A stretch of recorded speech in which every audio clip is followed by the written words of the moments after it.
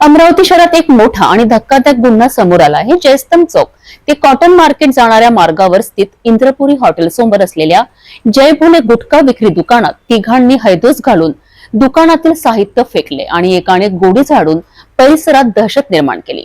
पोलिसांनी तात्काळ धाव घेत नाकाबंदी केली आणि रेल्वे स्टेशनवर आरोपींना पकडलेत। यावर पोलीस आयुक्त नवीनचंद्र रेड्डी यांनी पत्रकार परिषदेत स्पष्ट माहिती दिली आहे। गुटखा विक्रीच्या अवैध व्यवसायाच्या वाढत्या घटनांवर पोलिसांची कारवाई आणि तपास कसा सुरू आहे यावर अधिक माहिती आपण जाणून घेऊया।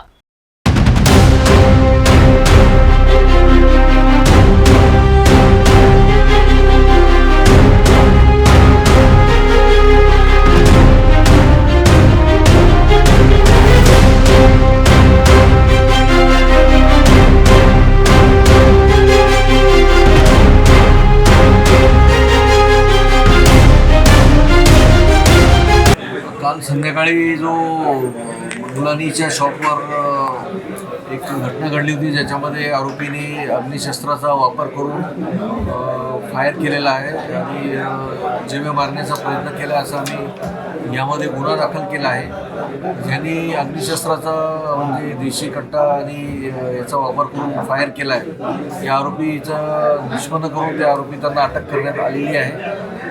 नेमकी आता फायरिंग ही त्याच्यावर का केली आणि त्याचा उद्देश काय आहे, कोणी त्यांना सांगितलं होतं, या गोष्टींचा तपास करणे आता बाकी आहे। तर त्याच्यासाठी आरोपितांना न्यायालयात हजर करून त्यांचं कस्टडी रिमांड घेण्यात येत आहे आणि संपूर्ण गुन्ह्याचा तपास करण्याचा किंवा यांच्यामध्ये काय कोण आहे याच्या मागे त्यांनी यांना करण्यासाठी उद्युक्त केलेला आहे, अशा व्यक्तीला सुद्धा शोधून पुढील कायदेशीर कारवाई करण्यासाठी तपास करण्यात। पत्रकार परिषदेत दिलेल्या माहितीवरून हे स्पष्ट झाले आहे की शहरात गुटखा विक्रीचे अवैध नेटवर्क खूपच सक्रिय झाले आहे।